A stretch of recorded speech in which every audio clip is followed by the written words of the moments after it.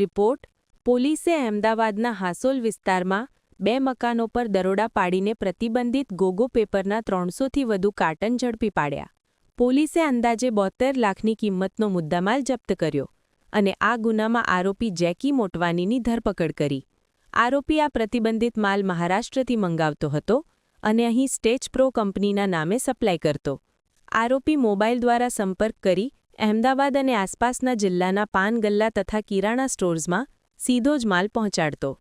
નશા માટે વપરાતા આ પેપર સ્વાસ્થ્ય માટે હાનિકારક હોવાથી સરકારે તેના પર પ્રતિબંધ મૂક્યો છે, જેના ભંગ બદલ પોલીસે કાયદેસરની કાર્યવાહી કરી. પેપર, સ્મોકિંગ કોન, પરફેક્ટ રોલ જેવી વસ્તુઓનો ઉપયોગ નશાના સેવન કરવામાં આવે છે અને એમાં ઘણા બધા કેમિકલ્સ હોય છે જે સ્વાસ્થ્ય માટે પણ હાનિકારક હોય છે.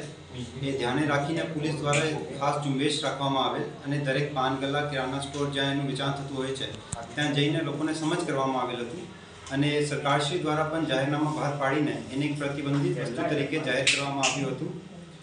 અને એ અનુસંધાને એરપોર્ટ પોલીસ સ્ટેશનના પીઆઈ શ્રી નકુમ સાહેબ અને એમની ટીમને એક બાતમી મળે કે હાંસોલ ખાતે સમરથનગરમાં મકાન નંબર 183 અને 385માં એક ગોડાઉન તરીકે ત્યાં 300 કાર્ટનથી વધારે ગોગો પેપરના જથ્થા રાખવામાં આવેલ છે.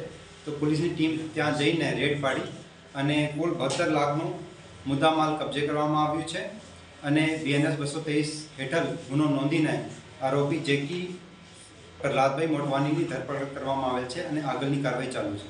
ક્યાંથી લાવતો હતો, ક્યાં સપ્લાય કરતો હતો, શું વિગત? આ માલ જે છે એ મહારાષ્ટ્રથી લાવતું હતું અને એ આગળ અમદાવાદ અને નજીકના જિલ્લાઓમાં એને વેચાણ કરતું હતું. સાહેબ, આરોપીનું બેકગ્રાઉન્ડ શું છે? કેટલા સમયથી આ પ્રકારે માલ લાવતો હતો અને આવીને સપ્લાય કરતો હતો? કોઈ મોટો ડીલર છે કે શું છે?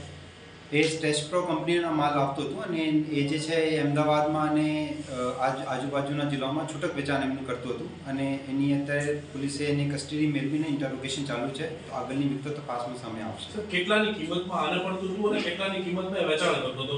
અમદાવાદમાં ખાસ ક્યાં ક્યાં આપતો હતો? કઈ રીતનું સાયકલ હતી કે ચેન હતી ગોઠવાઈ? એને છૂટક વેચાણ કરતું હતું. જે પણ જગ્યાએ જેવી રીતે કે કોઈ પાન ગલ્લા ઉપર કે કોઈ પણ જગ્યાએ કોઈને જોઈએ હોય તો એ એમનું મોબાઈલ ઉપર સંપર્ક કરીને એ ડાયરેક્ટ એને સપ્લાય કરતું હતું અને આગળની તપાસ ચાલુ છે. સર, આપણે આવા ડીલરોને શું મેસેજ આપવા માંગશો? કારણ કે હવે નોટિફિકેશન પણ એક ગોગો પેપર બહાર પાડવાનું રાજ્ય સરકાર દ્વારા, તો શું સંદેશો, શું મેસેજ રહેશે આપણી પોલીસ દ્વારા? તમામ લોકોને, ડીલર્સને એ ખાસ એક એ સંદેશ છે કે આ જે વસ્તુઓ છે પ્રતિબંધિત વસ્તુઓ છે.